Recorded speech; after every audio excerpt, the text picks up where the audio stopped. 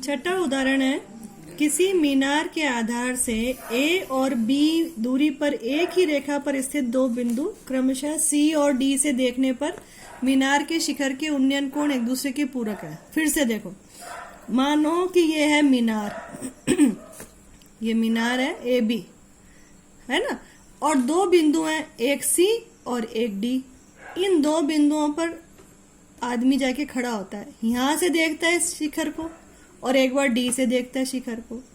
तब क्या होता है, उन्नयन कोण बनते हैं, ये उन्नयन कोण, ये उन्नयन कोण, ये दृष्टि रेखा, ये दृष्टि रेखा। तो ये जो कोण बने, ये कोण आपको दिए नहीं है, सिर्फ क्या लिखा है, ये एक दूसरे के पूरक है। तो आपको पहले याद करना पड़ेगा पूरक कोण कौन से होते हैं, जिनका योग 90 डिग्री होता है।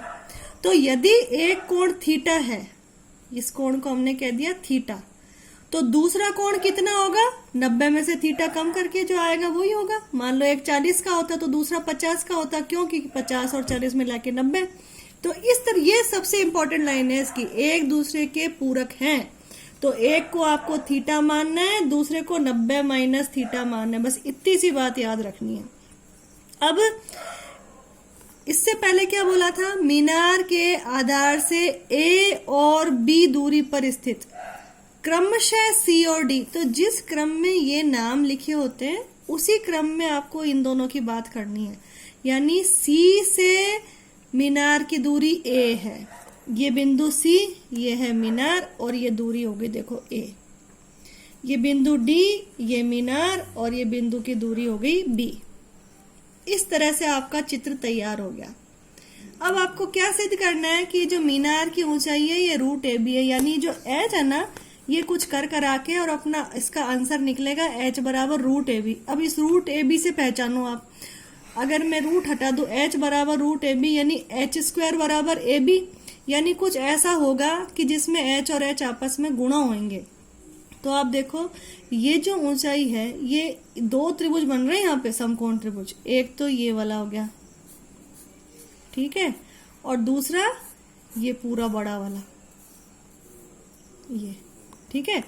इसका नाम क्या है, ए बी सी, इसका नाम ए बी डी। तो पहले हम ए सी बी या ए बी सी के बारे में बात करते हैं।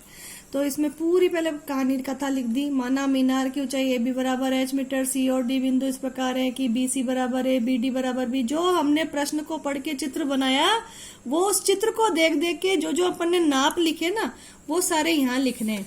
कोण ए सी बी थीटा, ये कोण ए सी बी थीटा, कोण A D B 90 minus theta, ये सब लिख दिया। अब अपन आए अपने समकोण त्रिभुज बड़े वाले में, एक नंबर ए बी सी, इसमें कोण है थीटा, ये है आधार, ये है लंब, तो आ जाएगा tan थीटा।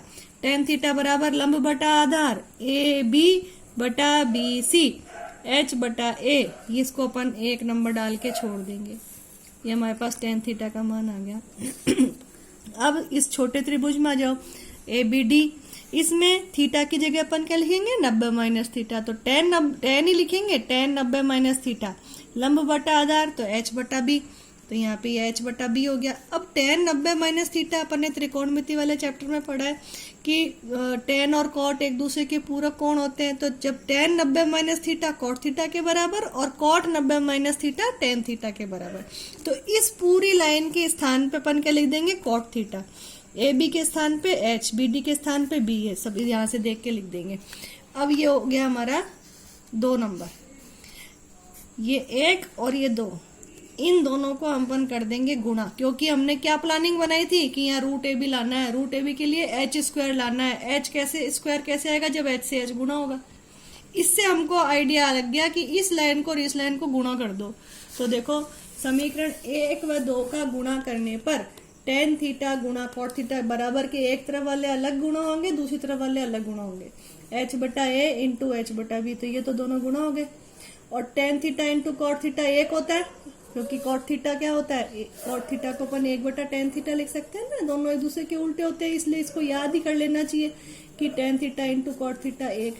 तो ये कट के 1 हो जाता है, एच स्क्वायर बटा ए बी को ऊपर भेज दो, ये आ जाएगा, यहाँ से स्क्वायर हटा दो तो यहाँ पे अंडर रूट लग जाएगा, हमारा ये आंसर आ गया।